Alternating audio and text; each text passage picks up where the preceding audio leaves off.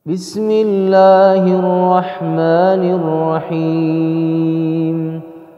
Bismillahirrahmanirrahim. Assalamualaikum warahmatullahi wabarakatuh. Alhamdulillah hamdan katsiran tayyiban mubarakan fi kama yuhibbu rabbuna wa yardah, wa ashhadu an la ilaha illallah wahdahu la syarika lah, wa ashhadu anna Muhammadan abduhu wa rasuluh. Qala Allah Ta'ala fil Qur'anil Karim, ya ayyuhalladzina amanu taqullaha haqqa tuqatih wa la tamutunna illa wa antum muslimun.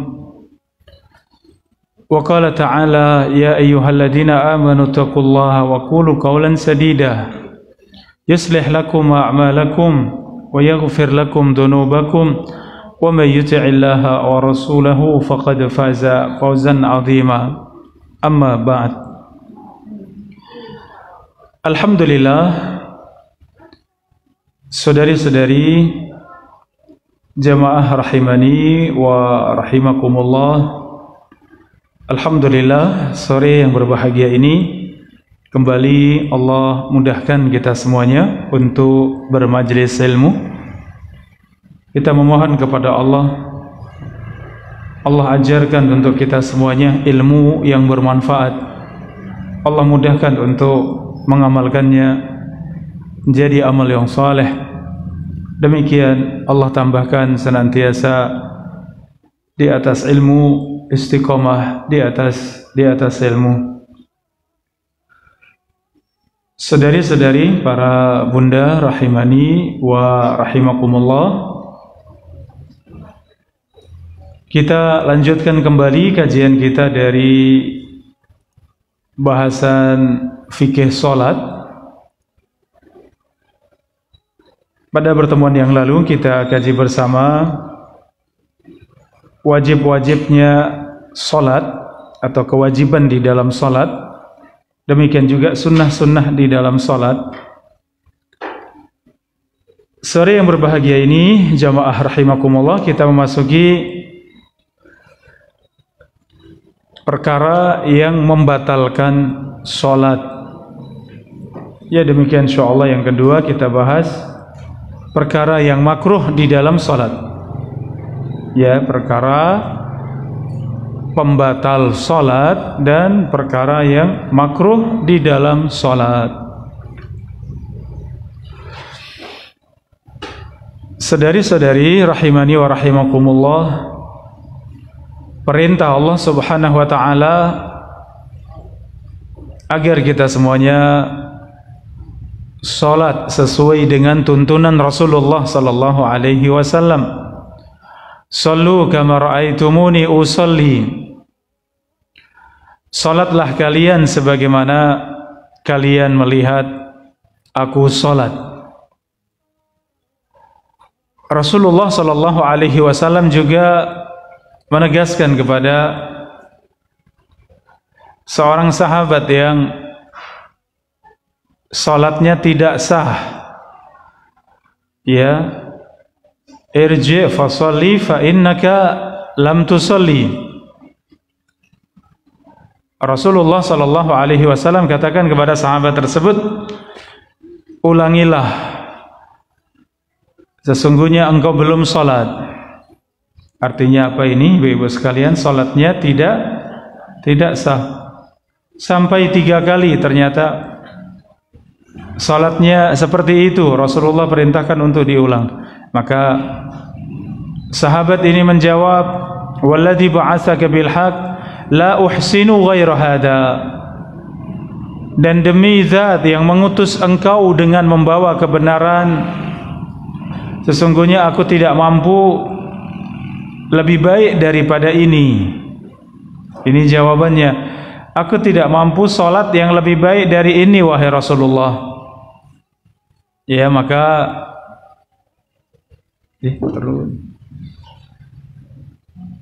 Rasulullah sallallahu alaihi wasallam kemudian mengajarkan kepada sahabat ini, jika engkau ingin salat, maka berwuduklah dan sempurnakan wudu.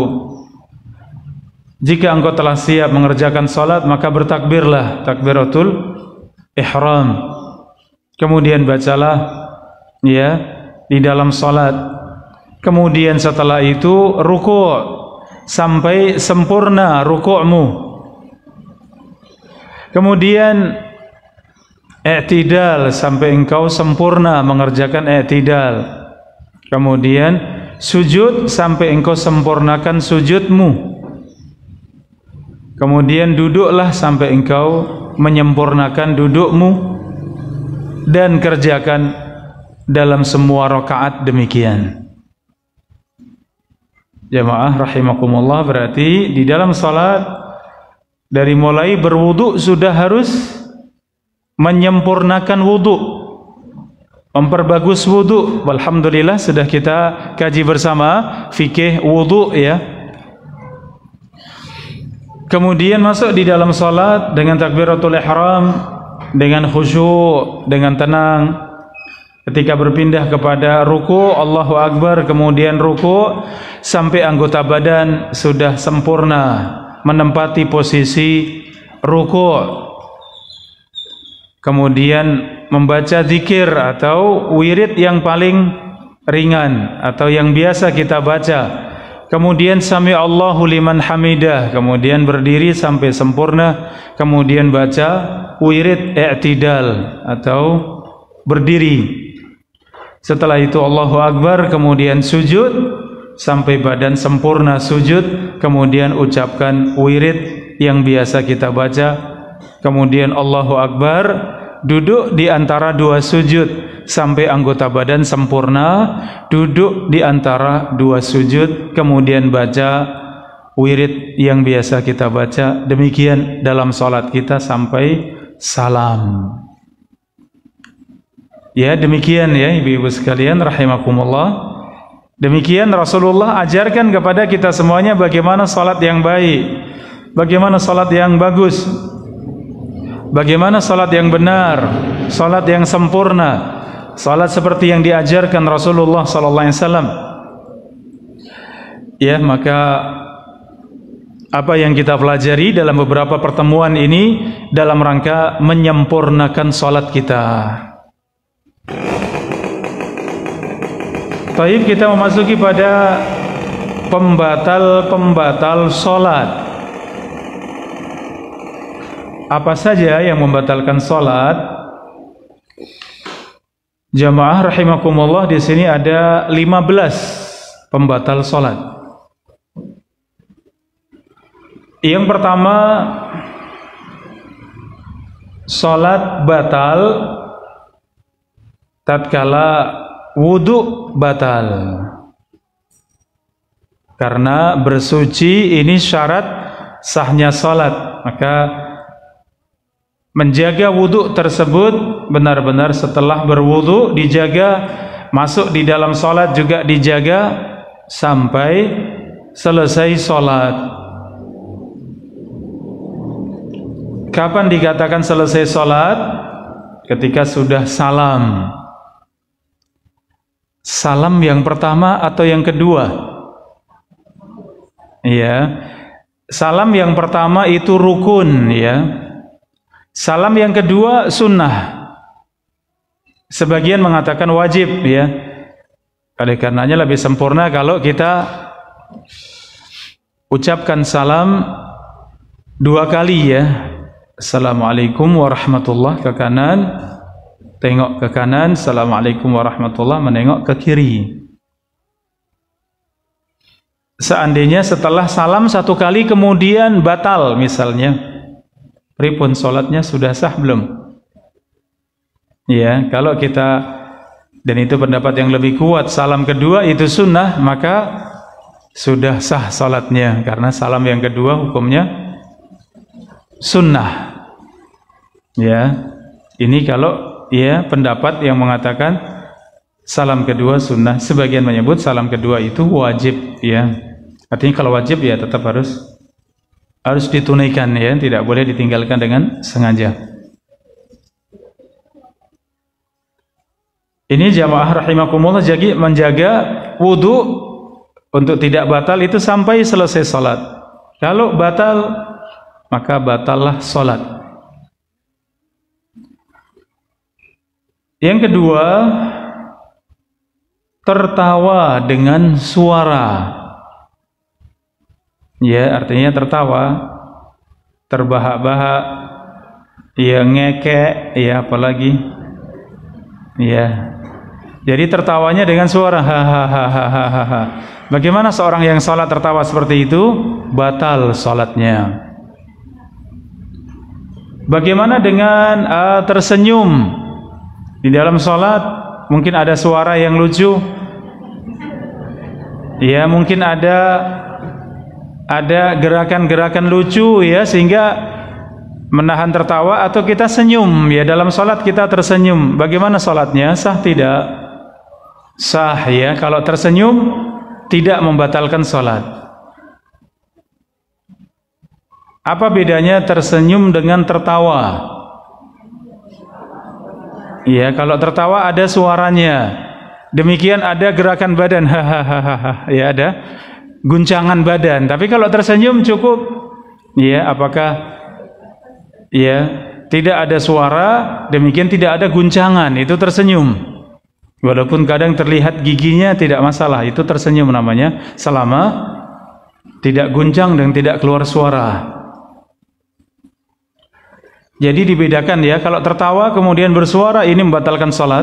Kalau tetap kita tahan dan kita tersenyum dalam sholat, maka lanjutkan sholatnya, itu sah. Yang ketiga, jamaah rahimakumullah, yaitu berbicara dengan sengaja tanpa ada maslahat. Ya, berbicara dengan sengaja itu membatalkan sholat. Tanpa ada maslahat. Kalau berbicara karena tidak sengaja atau lupa, maka tidak membatalkan salat.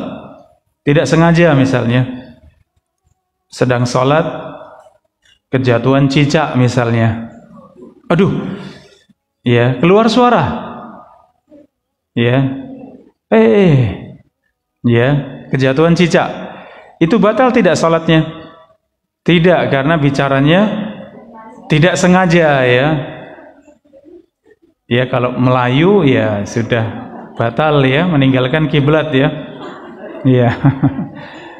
Lihat ada kelabang misalnya, waduh. Ya. Ya, saya pernah ngimami Idul Adha kalau tidak salah.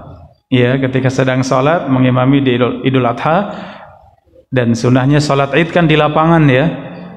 Ternyata ketika Allahu Akbar keluar kelabang. Saya sedikit mikir ya, coba saya tenang dulu. Ya, ternyata jalan tidak mendekat ke saya. Alhamdulillah. Kemudian bablas, ya sudah, alhamdulillah. Lanjut ya.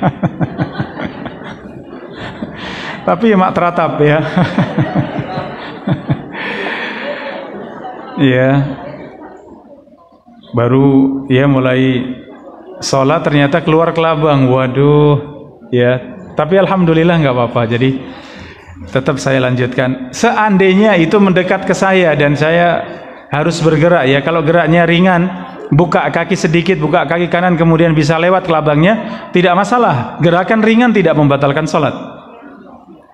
Ya, tapi kalau mengancam ya, mau naik di kaki misalnya, wah ini repot ya. Mungkin batalkan, sampaikan ke jamaah, mohon maaf jamaah, ya ada kelabang, saya bereskan dulu ya, boleh. Jamaah bagaimana, membatalkan tidak? Ya batal karena imamnya membatalkan ya. Kalaupun pengen lanjut boleh diwakilkan kepada makmum ya, jadi imamnya bunuh dulu kelabangnya sampai selesai. Kemudian yang di belakang ditarik ya untuk melanjutkan. Imam gantian mundur jadi makmum ya. Ini boleh. Fikih ya dalam salat. Taib. Jamaah rahimakumullah ya, tadi berbicara dengan tidak sengaja ya, ini tidak sengaja itu tidak membatalkan salat. Tapi kalau sengaja berbicara ya ini batal. Ya, mengucapkan salam kepada seorang yang sholat, ini boleh tidak jamaah? Boleh ya. Kalau ada kebutuhan, kita pengen segera pergi misalnya, suami sedang sholat misalnya, ya, kemudian kita mengucapkan, Bapak saya berangkat, Assalamualaikum. Boleh tidak seperti itu? Boleh. Tapi yang sholat bagaimana menjawab? Tidak. Dengan isyarat. Ya, menjawabnya dengan isyarat. Boleh. Dengan isyarat tangan ya. Tetap lanjutkan. Ketika selesai salam baru ucapkan Waalaikumsalam warahmatullah. Setelah salam ya. Sama seperti dalam sholat seorang bersin, boleh tidak mengucapkan Alhamdulillah? Dalam sholat boleh. Untuk yang sholat ya, mengucapkan Alhamdulillah. Boleh ya. Tapi yang mendengar bagaimana? Yang mendengar diam. Ketika sudah salam selesai baru ucapkan Yarhamukallah. Kapan diucapkan? Setelah selesai salat ya, setelah salam baru ucapkan Yarhamukumullah misalnya. Ya, yahdikumullah wa yuslihu balakum. Jamaah rahimani wa rahimakumullah ya, ini beberapa contoh ya. Pembatal yang keempat ini hadis yang menyebutkan ada 3 sebab salat terputus, yaitu terputus dengan seorang wanita yang sudah dewasa, keledai dan anjing hitam. Saya jelaskan ya, kok aneh ya wanita dewasa kok digabungkan dengan keledai dan anjing hitam. Ini bukan dalam rangka menggabungkan ya, tapi sedang berbicara syariat. Hadisnya itu hadis riwayat Muslim jamaah. Hadis riwayat Muslim. Idza qama ahadukum yusalli fa innahu yasturuhu. Jika seorang sedang sholat, maka hendaklah ia membuat sutrah, membuat pembatas untuk sholatnya. Idza kana baina yadayhi mislu akhirati ar-rahli. Jika di hadapannya untuk sholat itu ada sutrah setinggi kurang lebih pelana kuda, ya, tempat untuk bersandar di atas kuda atau di atas onta. Ya, tempat duduk di atas onta kurang lebih 1 hasta. Ya, kurang lebih 1 hasta. Fa in lam yakun yadayhi mislu akhiratir rahli fa innahu yaqta' salatahu. Jika seorang salat tanpa ada sutrah, seorang salat tanpa ada sutrah, sesungguhnya salatnya akan terputus. Artinya terputus, salatnya akan batal ketika diputus oleh al-himar wal mar'ah wal kalbu al aswad. Terputus dengan keledai wanita yang sudah balik dan anjing yang berwarna hitam. Ini hadis riwayat Muslim ya. Sudah pernah dengar belum ibu-ibu sekalian hadis ini? Sebagian mungkin sudah, kebanyakan belum mungkin ya. Tapi kita bahas fikihnya biar kita faham ya. Kalau lain kali kita mendengar yang seperti ini, alhamdulillah kita sudah faham ya. Jadi sholat itu sunnah kita menghadap ke sutroh ya. Apa itu sutroh? Sesuatu yang bisa kita jadikan sebagai pembatas antara kita dengan sujud. Misalnya ini di depan kita ada penyangga kamera ya, atau ada tembok, ada kursi, ada meja, ada barang apapun, kemudian kita mendekat, itu kita jadikan sebagai sutroh. Sutroh itu pembatas. Pembatas apa? Pembatas antara kita dengan sujud kita. Sehingga kalau ada orang pengen lewat depan kita, kalau itu di depannya sutroh, tidak masalah. Yang tidak boleh antara kita dengan sutroh, itu yang tidak boleh. Tidak boleh melewati. Misal ini contohnya sutroh meja ya, kemudian salat di timurnya sedikit, pas kalau kita sujud masih tersisa sedikit ya, tersisa 1 jengkal misalnya. Nah ini namanya sutroh. Kemudian ada orang sholat di situ, ini sutrohnya, kemudian kita lewat di sini, di baratnya meja. Bagaimana? Boleh tidak? Boleh, karena sudah pakai sutroh. Tapi kalau kita pengen lewatnya di sini, antara orang sholat dengan sutroh, di tengah-tengahnya boleh tidak? Tidak boleh. Apa yang kita lakukan sebagai orang yang sholat? Ada orang mau melewat di situ, kita tahan dengan tangan kita. Iya, kita tahan dengan tangan kita agar orang tahu tidak boleh lewat. Iya. Namun banyak yang tidak paham hukum, ya. Ada sebagian ditahan gitu malah salaman. Iya. Dikiranya ya udah ditahan begini malah diambil tangan kemudian salaman kemudian masih lewat gitu ya. Ya, ini tidak tahu hukum sutroh ya. Itu sunnah ya, minimal itu sunnah. Artinya kalau sholat tanpa sutroh bagaimana? Boleh. Karena ini sunnah ya dalam sholat memakai sutroh. Nah, keutamaan sutroh ini yang dijelaskan dalam hadis tadi. Kalau kita sudah pakai sutroh, kemudian ada 3 tadi, wanita yang dewasa, keledai ataupun anjing hitam, dan anjing dikhususkan hitam. Kalau anjing yang berwarna lain tidak masalah, artinya tidak memutus, tidak membatalkan sholat. Anjing hitam yaitu anjing yang ada kemungkinan kalau anjing berwarna hitam kelam itu jelmaan dari jin ya, jelmaan dari syaitan. Ya.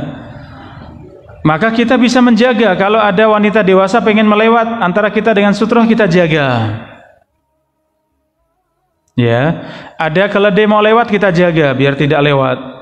Kalau memang agak sulit jaganya kita boleh maju sedikit ke sutroh ya. Tadi kurang lebih jarak mungkin 1,5 meter 120 cm ya kurang lebih. Kemudian kita jaga demikian, ternyata khawatir masih bisa nerobos, kita boleh maju 1 langkah, kemudian kita cegah dengan tangan kita sehingga antara kita dengan sutroh sudah sampai di sutroh ya.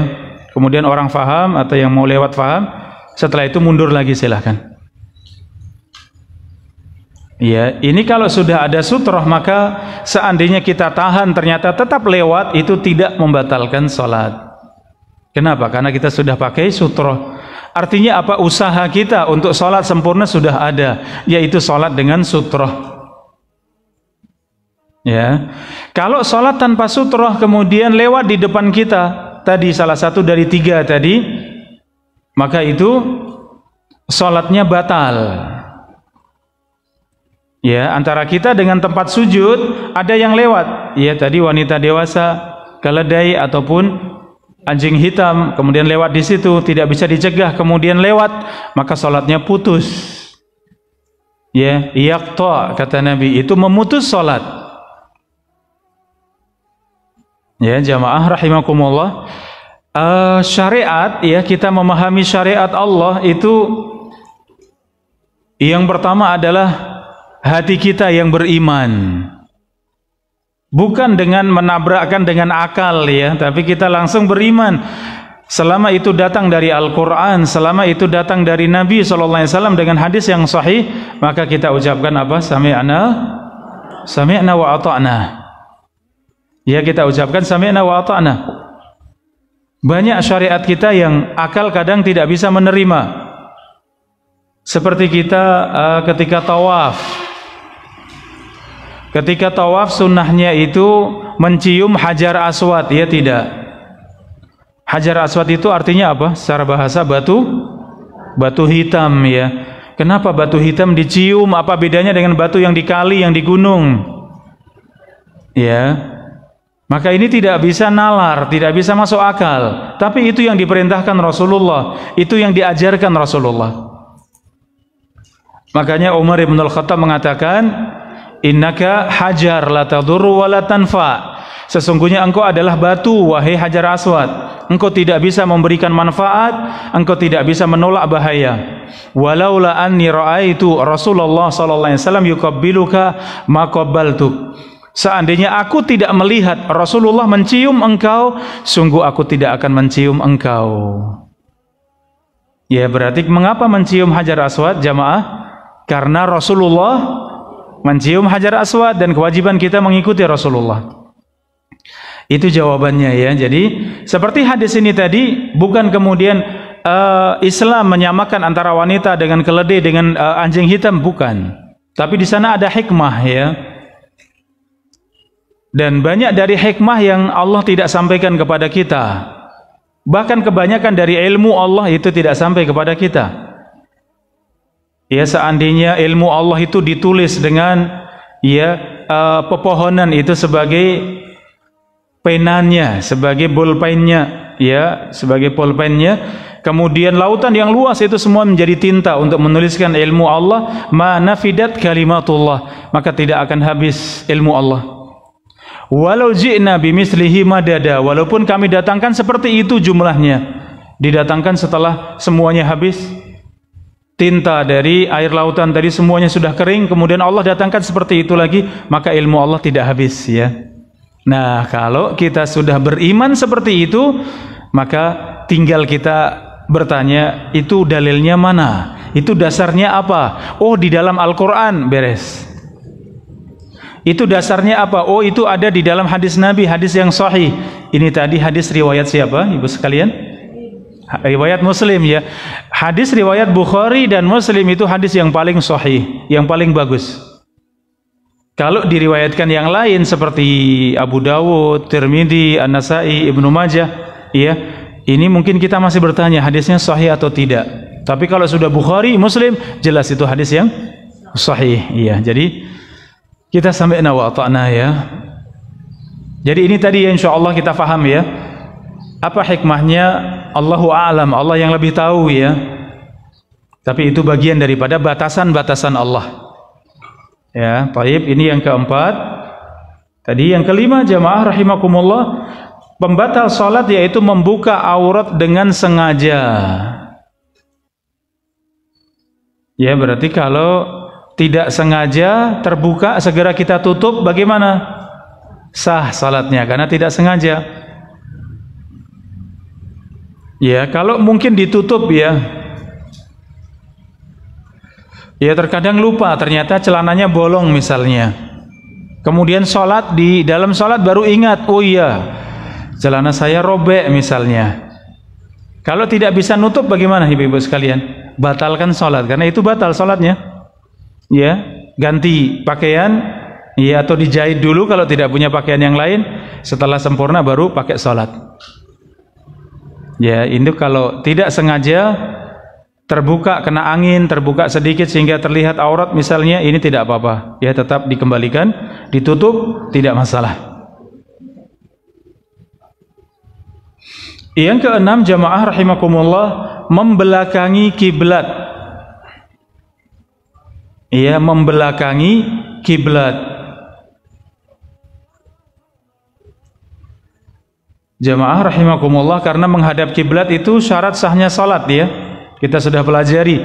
Di antara syarat sahnya salat adalah menutup aurat, demikian juga menghadap ke kiblat. Maka kalau kita sudah lepas dari kiblat tanpa udzur, maka salatnya tidak sah. Ya, batal salatnya. Jadi harus menghadap ke kiblat. Namun kiblat ini ternyata luas ya.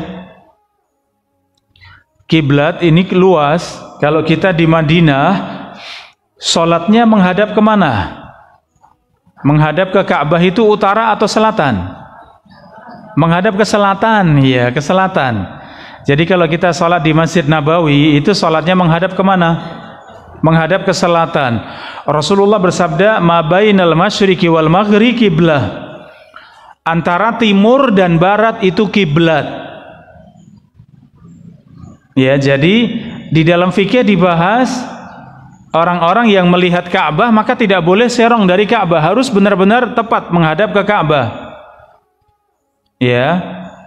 Kemudian penduduk Makkah yang ada di kota Makkah, artinya tidak jauh dari Ka'bah, maka mereka harus berusaha dengan arah menuju kepada Ka'bah dengan sempurna, dengan arah yang sempurna. Kalau sudah di luar kota Makkah, maka kiblatnya itu antara timur dan barat itu kiblat. Artinya apa? Ada kelonggaran. Zaman dulu tidak ada kompas ya seperti sekarang ya. Kalau sekarang ada kompas, bisa plek ya, bisa banyak alat ya, sehingga masjid-masjid kemudian diukur ulang ya, sehingga kiblatnya benar-benar plek ya dengan alat tersebut. Zaman dulu tidak ada, maka Rasulullah katakan antara timur dengan barat itu kiblat. Artinya apa? Kalau kita menghadap, sekarang kiblat kita itu menghadap kemana? Kiblat kita di Indonesia menghadapnya ke barat, agak serong dikit kanan ya. Taib. Itu berarti kiblatnya antara utara sampai selatan itu kiblat. Artinya kalau seorang menghadap arahnya ke barat, agak serong ke kanan sedikit, agak serong kanan dikit, ini masih kiblat. Ya, dari arah kiblat serong ke kiri dikit, agak ngadap ke selatan dikit, ini masih kiblat. Kenapa? Kita jauh dari Ka'bah, sehingga diberikan kelonggaran ya, tidak harus tepat plek, kalau tidak sah, tidak demikian. Ya, oleh karenanya banyak pertanyaan ya ketika ada pengukuran kiblat ya, sehingga masjid kemudian mengikuti kiblat akhirnya menjadi sempit karena shafnya miring-miring ya, tidak. Dengan bangunan yang ada itu miringnya luar biasa. Maka pertanyaannya bagaimana kalau tetap mengikuti bangunan yang ada, tidak ikut arah yang tepat ya. Kalau bisa diikuti itu lebih baik, kalaupun tidak itu udzur, itu boleh, tidak masalah. Ya, boleh kalaupun tidak menghadap ke kiblat ya, tepat 100% ya. Sedikit serong kanan, sedikit serong kiri itu masih diperbolehkan. Yang batal tadi yang seperti apa Ibu-ibu sekalian? Yang membelakangi ya, yang membelakangi kiblat ya, maka itu batal salatnya. Kemudian yang ketujuh, jamaah rahimakumullah, terkena najis. Apakah ketika salat terkena najis, atau di dalam salat ingat ada najis pada pakaian, badan ataupun tempat salat? Ya, ini ketika sedang sholat kemudian terciprat najis misalnya, kemudian tidak bisa dibersihkan, tidak bisa dilepaskan najis tersebut, maka batalkan sholat, kemudian bersihkan, ulangi sholatnya. Atau ingat di dalam sholat. Kalau ingat di dalam sholat ini uzur ya, artinya kalau bisa dilepas maka lanjutkan sholat. Seperti saya misalnya, laki-laki dengan songkok ya, setelah masuk di dalam sholat ingat, oh iya tadi songkok terkena najis, maka boleh tinggal dilepas ya, tinggal dilepas sudah, sholat dilanjutkan ya, tidak, sholat dilanjutkan. Kenapa? Karena najis sudah bisa dihilangkan, sholat tetap lanjut. Sebagaimana Rasulullah dikabarkan oleh Jibril sandalnya itu ada najis, maka dilepas oleh Rasulullah. Para sahabat ikut melepas semuanya ya. Ketika selesai Rasulullah mengabarkan, Jibril mengabarkan pada saya, di alas kaki saya ada najis, maka saya lepaskan. Tapi sholat dilanjut tidak jamaah? Dilanjut ya. Itu kalau bisa dihilangkan. Kalau tidak bisa dihilangkan maka batalkan sholat, kemudian bersihkan. Pakaian, badan harus bersih dari najis. Demikian tempat sholat ya. Najis itu tidak berpindah kepada benda yang lain atau barang yang lain kalau itu najisnya sudah kering ya. Jadi kalau ada najis kering misalnya, sudah kering ya, kemudian kita memakai alas dengan sajadah misalnya, sholat di atas tempat najis yang sudah kering tadi, boleh tidak? Secara hukum fikih boleh, karena kita sholatnya di atas karpet atau di atas sajadah, dan itu suci. Dan najis pun tidak berpindah kepada karpet, tidak berpindah kepada sajadah, maka itu suci. Jadi yang seperti itu secara hukum boleh ya. Ini kita fahami biar mudah ya, biar tidak was-was ya, ragu-ragu, karena kita tahu ilmunya ya. Itu Taib jamaah rahimakumullah. Yang kedelapan, meninggalkan rukun ataupun syarat ya, syarat sahnya salat dengan sengaja. meninggalkan rukun atau syarat sahnya salat dengan sengaja. Ini tidak boleh meninggalkan rukun. Jamaah rahimakumullah, misal rukun Al-Fatihah. Setelah doa istiftah kemudian baca surat tanpa Al-Fatihah, kemudian Allahu Akbar, ruku', tidak baca Al-Fatihah dengan sengaja, bagaimana salatnya? Batal ya, karena meninggalkan rukun. Ya, tadi salah satu syarat sahnya salat menghadap ke kiblat, sengaja meninggalkan kiblat, kemudian salatnya menghadap ke timur kalau kita misalnya, bagaimana salatnya? Batal ya, karena sengaja meninggalkan rukun atau syarat. Kemudian yang ke-9 ini ya mengerjakan sesuatu yang menyibukkan ya, tanpa adanya darurat, tanpa ada sesuatu yang mendesak, misalnya di dalam sholat makan misalnya ya, ini batal sholatnya. Kalau nyimpen obat di mulut kemudian sholat, bagaimana?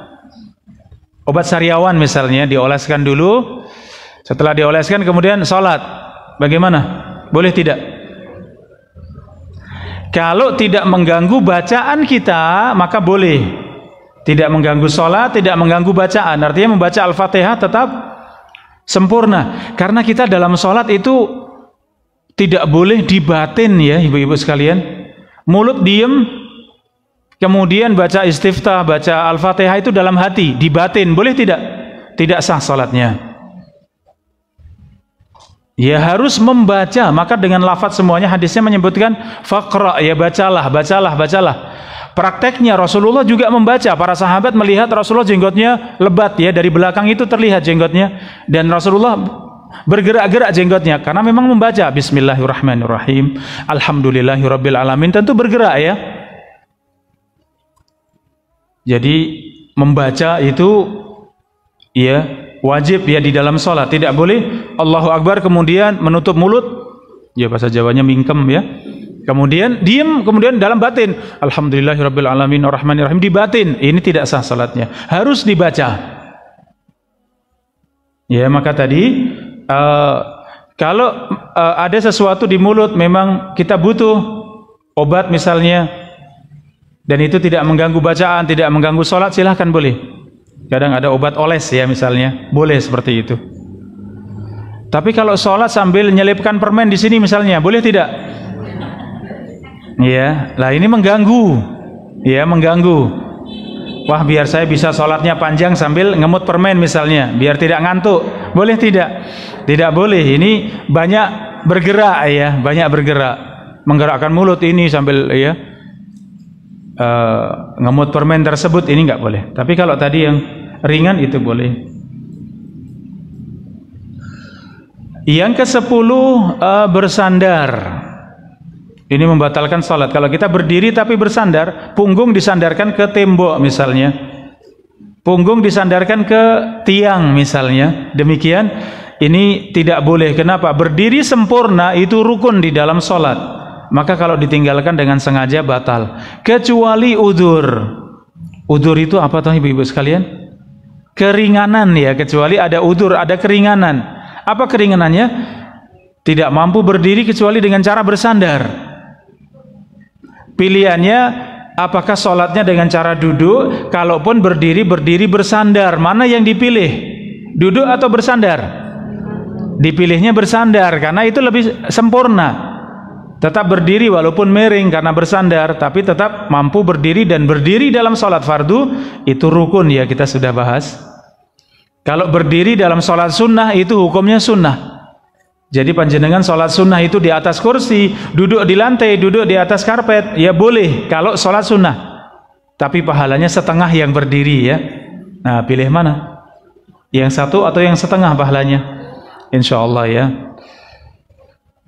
Ya, pernah saya ceritakan Syekh Al-Albani itu beliau di umur 83 tahun beliau bercerita, saya Umur 80 tahun seperti ini, alhamdulillah, semua kegiatan saya masih sempurna katanya. Saya masih bisa bawa mobil sendiri, saya masih bisa keluar kota, saya bisa naik bis, saya juga bisa sholat sunnah itu tetap berdiri sempurna, kata beliau. Masya Allah.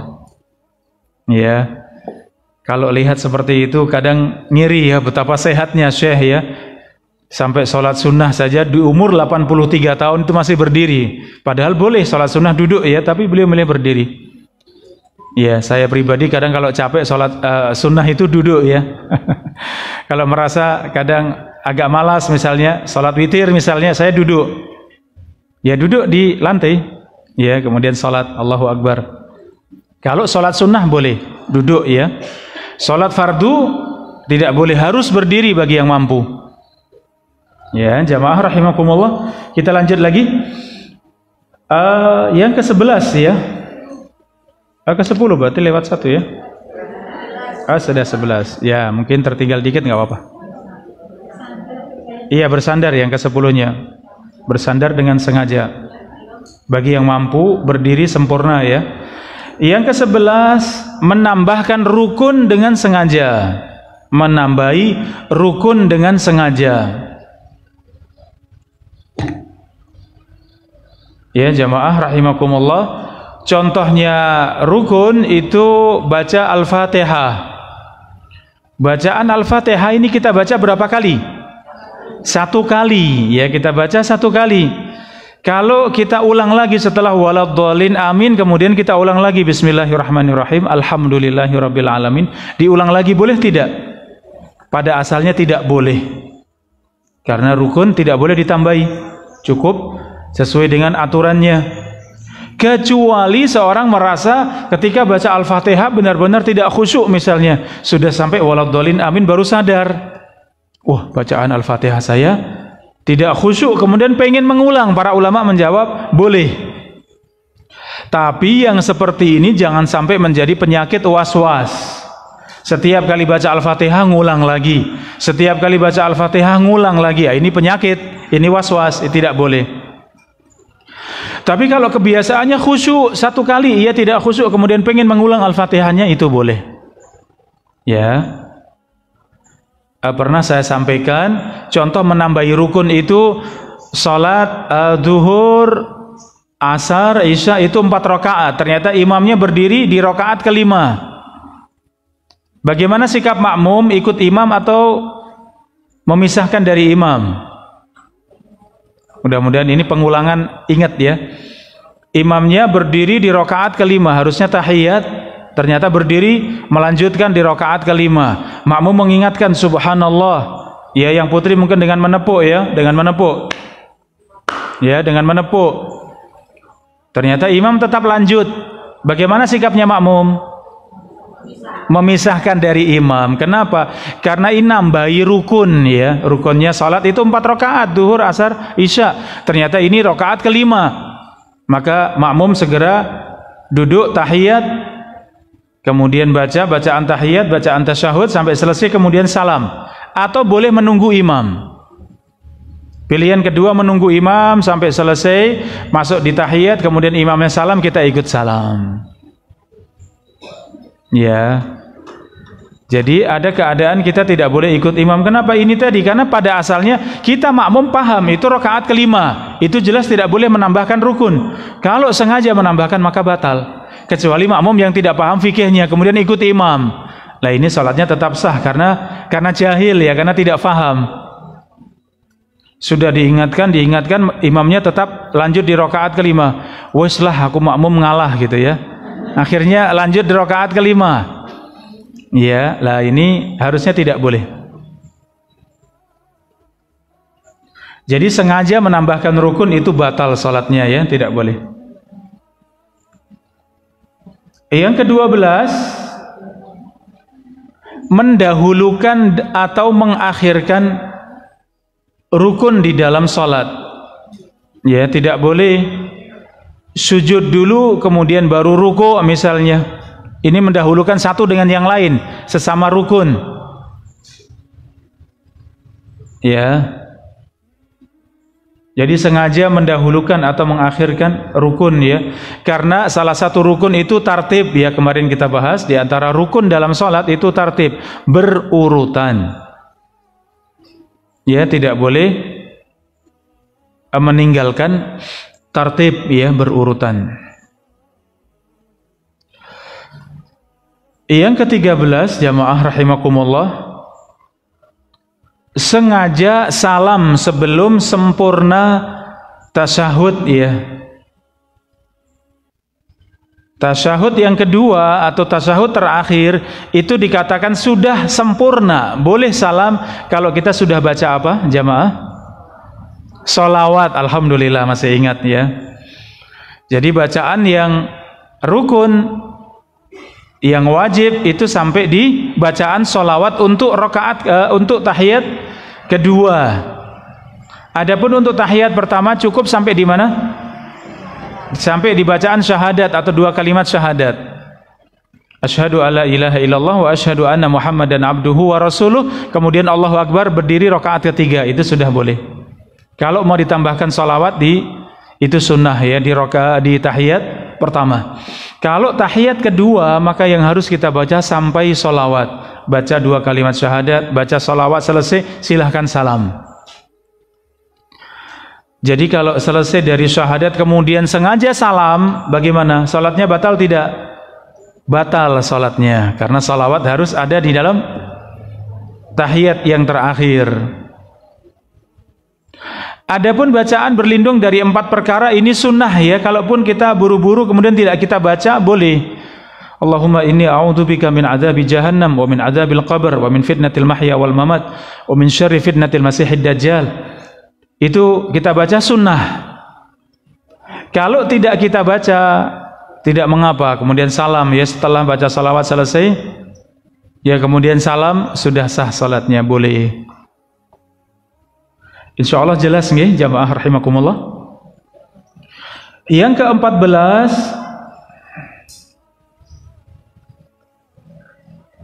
sengaja mengganti bacaan Al-Fatihah dengan surat ya.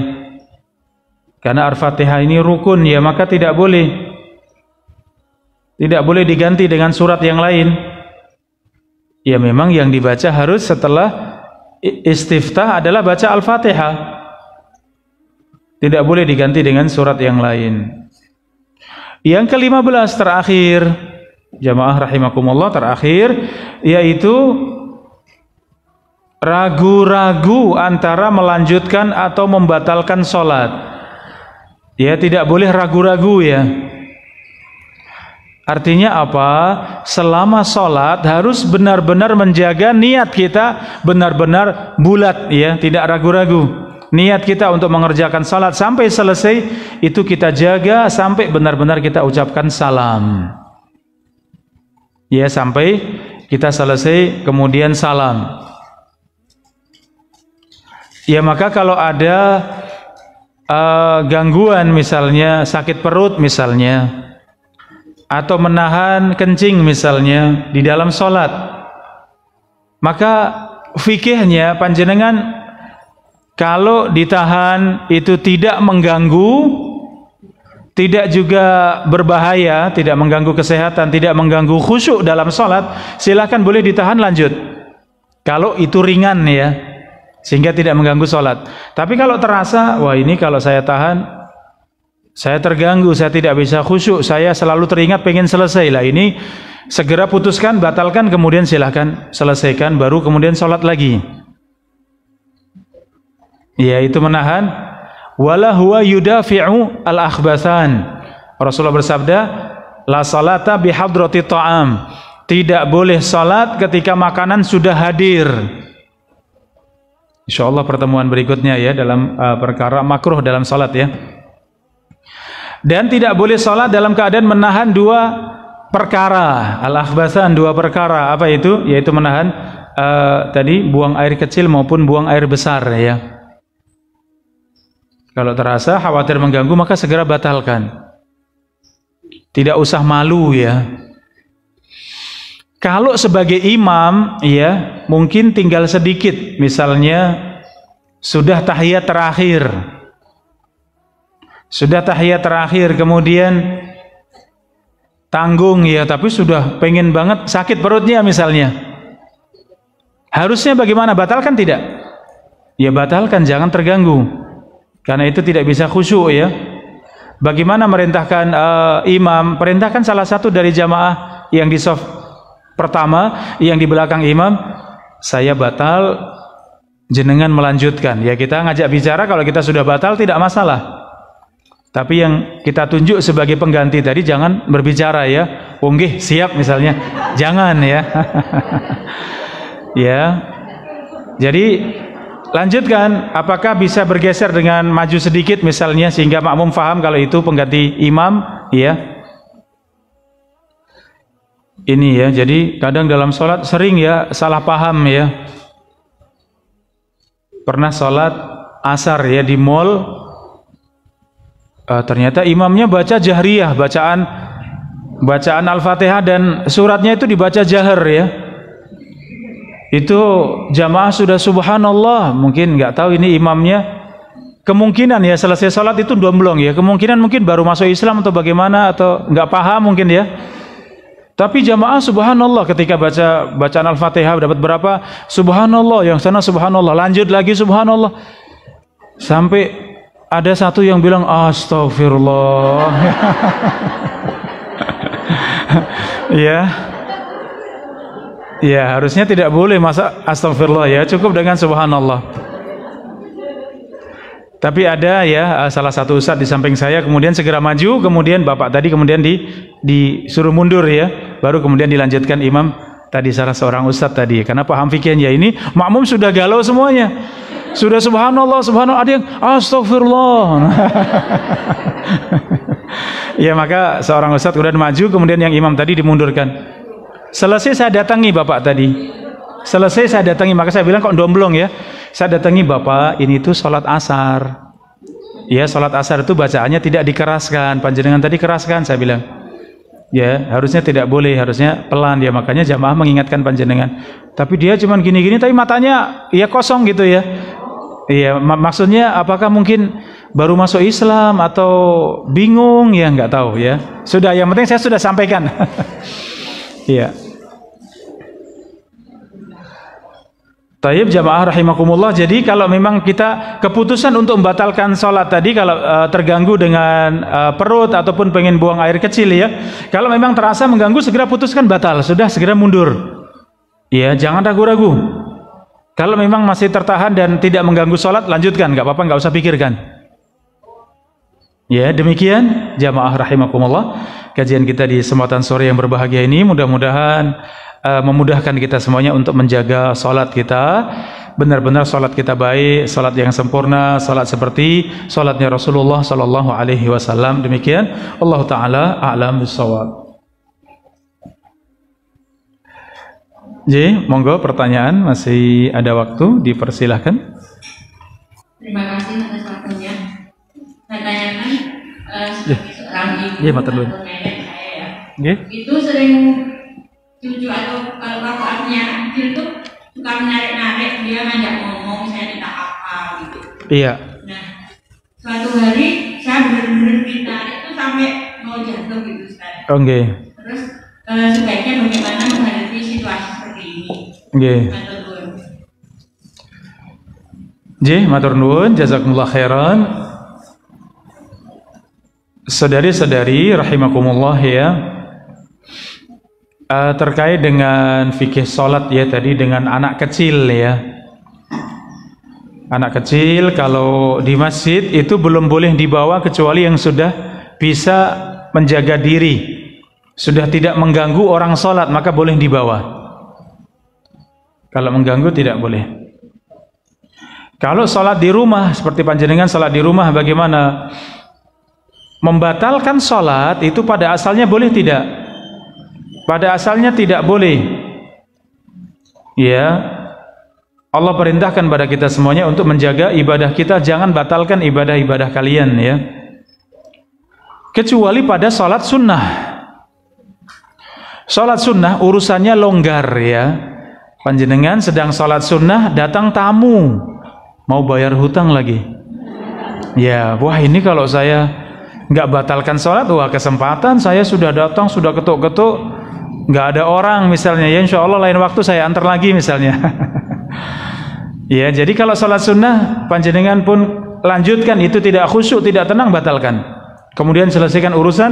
Kalau kesempatan mengulang lagi, ulang lagi. Sedang sholat duha misalnya, ada yang ketok pintu, ya khawatir tamu penting atau ada sesuatu, ya boleh tidak dibatalkan sholat duhanya? Boleh, karena sholat sunnah ya. Anda sedang asyik dengan sholat sunnah tadi dan merasa yang ketok pintu ya biasanya juga paling ya mungkin tetangga ada butuh apa ya, artinya ringan ya, mungkin nanti bisa datang lagi. Anda yakin tenang dengan sholatnya, lanjutkan sholatnya. Tapi kalau sholat fardu, lanjutkan, jangan batalkan. Ya, batalkan. Dan boleh dengan isyarat. Apa isyaratnya? Dengan takbir perpindahan boleh dikeraskan. Kalau sholat fardu jangan dibatalkan, tapi ketika mau rukuk, Allahu Akbar. Ketika i'tidal, Sami Allahu liman hamidah, sehingga tamunya, oh sedang sholat. Ya, jadi kalau tidak darurat yang sholat fardu jangan batalkan. Kita sedang berjamaah di masjid, sholat fardu misalnya, terjadi gempa bumi, pripun, darurat boten? Kalau seperti itu mungkin sudah belas tidak khusyuk mungkin ya, monggo batalkan boleh, walaupun sholat fardu.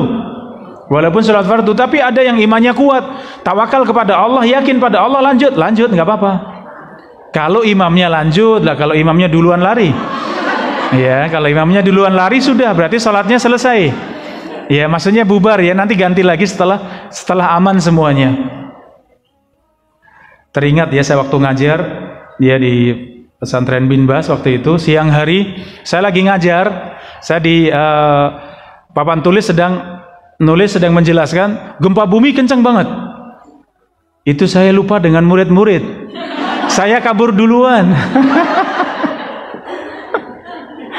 Astagfirullahaladzim ya. Setelah keluar baru ingat, astagfirullah, anak-anak di dalam santai ternyata. Kan kita udah ngerasakan di 2006 ya. 2006 itu kan traumanya luar biasa. Walaupun saya ngerasakan waktu itu masih di Al-Irsyad di Salatiga ya. Saya di Salatiga waktu kejadian. Alhamdulillah.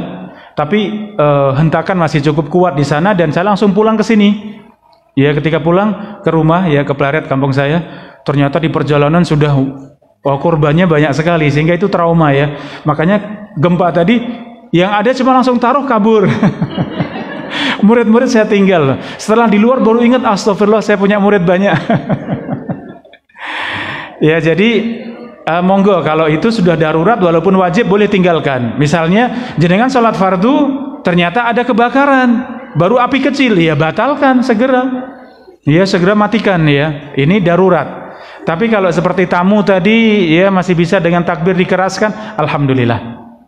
Ya jadi kalau ada anak tadi mengganggu sholat, ya jenengan pertahankan sholatnya, ya selama tidak sampai roboh ya. Tadi mungkin jegaki mau jatuh tapi masih bisa bertahan, nggak apa-apa. Itu tidak batal sholatnya, lanjutkan. Ya. Tapi kalau lanjutkan mungkin anak meminta sesuatu atau cucu meminta sesuatu tapi mungkin tidak bisa ditolak. Kalaupun dilanjutkan jenengan tidak khusyuk pasti akan nangis terus, ya batalkan nggak apa-apa. Ya, jadi fikihnya tadi bedakan antara fardu, sholat wajib dengan sholat sunnah. Sholat sunnah itu longgar, sholat wajib tetap kita jaga kecuali darurat. Mudah-mudahan demikian faham ji. Wallahu taala a'lam bissawab. Tayyib, ada beberapa pertanyaan. Saat sholat dengan menggendong anak karena menangis, kemudian saat sujud menurunkan, artinya meletakkan putranya, kemudian saat berdiri digendong lagi. Apakah diperbolehkan? Ya memang seperti itu sunnahnya. Ya sunnahnya seperti itu. Anak digendong, mau rukuk takut nggak kuat, kemudian diletakkan di lantai, kemudian kita i'tidal, kemudian sujud. Mau berdiri digendong lagi, boleh ini. Ini udur ya, ini keringanan. Alhamdulillah. Ya. Tayyib, berikutnya apa yang harus saya kerjakan? Jamaah salat subuh yang menggunakan kunut sementara saya tidak. Tayyib jamaah rahimakumullah, ini kunut masuk dalam perbedaan pendapat para ulama ya. Al-Imam Asy-Syafi'i ya, beliau menguatkan dengan kunut ya. Kalau kita lihat dasarnya, dalilnya itu hadis yang menyebutkan kunut subuh itu hadisnya lemah. Ya, dalam bahasan ilmu hadis, derajat hadisnya itu lemah ya. Oleh karena kita lebih kuat mengatakan tidak disunahkan kunut subuh ya. Namun kalau ada yang mengamalkan, itu ada pendapatnya ulama, yaitu Imam Syafi'i dalam madhab Syafi'i ya. Artinya kita juga menerima. Artinya menerima, tidak menyalahkan orang lain kalau ada yang kunut. Maka bagaimana sikap kita? Ada dua. Kalau kita yakin bahwa itu tidak disunahkan, kemudian imam kunut, ya kita diam menunggu imam selesai. Kita diam, ya tidalkan tangan turun ya, berdiri ya, tunggu, dengarkan imam sedang kunut, selesai kemudian Allahu Akbar sujud, kita ikuti sujud. Sebagian ulama karena memasukkan masalah ini masalah perbedaan pendapat dalam fikih, maka tetap disunahkan untuk mengamini, bukan karena kita meyakini itu sunnah, tapi kita meyakini kewajiban mengikuti imam, maka boleh juga tetap mengamini ya, walaupun kita yakin yang lebih kuat tidak kunut subuh ya, misalnya demikian. Jadi ada dua pendapat ya, monggo mana yang lebih tenang ya, boleh diamalkan.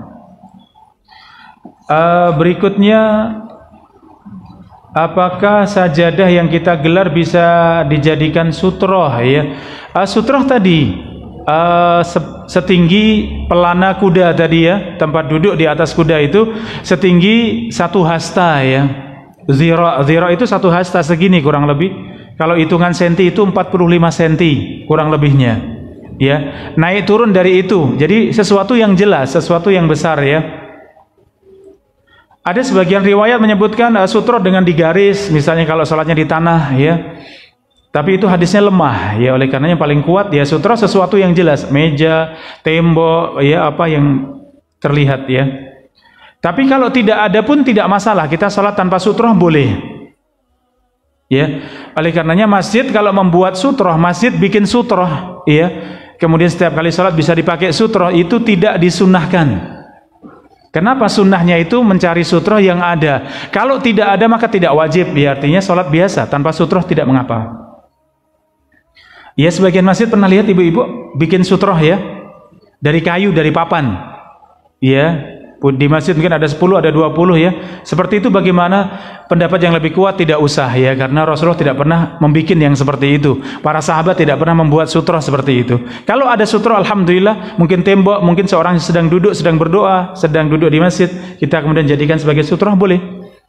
Atau ada tiang, ada apa ya, boleh jadikan sutroh ya. Kalau tidak ada, cukup kita sholat apa adanya.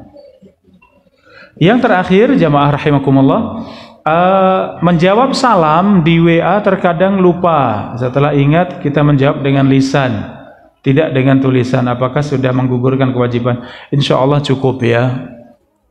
Jadi kalau tulisan salam di WA, kadang kita tidak menjawab dengan tulisan, tapi kita niatkan menjawab ya, waalaikumsalam warahmatullah. Ya, kita berusaha menjawab. Karena mohon maaf sebentar, karena menjawab ya, menjawab salam itu hukumnya wajib ya, menjawab salam hukumnya wajib. Dan kita berbicara dalam WA itu seakan ya memang mengajak bicara. Mengajak bicara sunnahnya sebelum berbicara adalah mengucapkan salam ya, itu lebih utama. Ya, demikian. Wallahu alam. Silakan Ibu. Ya, waalaikumsalam warahmatullahi wabarakatuh.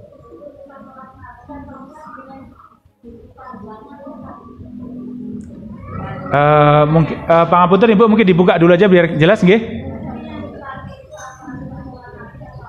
Oh nggih. Nggih, matur nuwun ya. Ini kalau kitab yang saya pakai ini fikih muyasar ya, fikih ringkas ya. Karena tapi kita ambil pada bagian-bagian tertentu ya, tidak semuanya ya. Kalau panjenengan punya alhamdulillah. Ini itu ditulis oleh kumpulan para ulama ya, kumpulan para ulama. Namanya Al-Fiqh Al-Muyassar. Ada terjemahnya ya. Fikih tulisannya, terjemahnya fikih muyassar begitu. Saya pilih buku ini karena itu sangat ringkas dan buat panjenengan yaitu yang paling mudah ya, artinya kalau sudah harus berpikir dalil kemudian dibahas satu persatu bagaimana mengambil dalilnya, boleh tidaknya, itu nanti malah panjenengan bingung. Ya, maka saya ambil yang paling yang mudah ya, yang ringkas. Tapi kan judul kajian kita majelis secara umum kita kan fikih wanita ya, saya khususkan di fikih wanita, dan dalam fikih wanita memang ada bahasan sholat ya khusus wanita, makanya saya ambil dari sini. Saya tanya Ustaz, untuk yang memutuskan sholat tadi, iya, apakah itu berlaku untuk sholat sendiri ataukah pada saat sholat berjamaah? Karena sering pada saat kita sholat berjamaah, terutama yang software kan dimulai dari belakang, iya, otomatis nanti yang belakang kan, yang datangnya belakang ada di depan. Nah itu apakah juga termasuk memutuskan sholat? Matur nuwun jamaah rahimakumullah, untuk sholat berjamaah sutroh itu yang disunahkan khusus imam, hanya imam yang pakai sutroh. Makmum semuanya sudah dicukupkan dengan sutrohnya imam, karena kita sholat berjamaah. Sebagaimana sholat jahriyah, sholat yang dikeraskan bacaannya, makmum tidak usah baca Al-Fatihah. Kalau ada kesempatan silahkan baca, tapi kalaupun tidak, itu sudah ditanggung oleh imam, karena bacaan imam sudah menjadi bacaan makmum ya.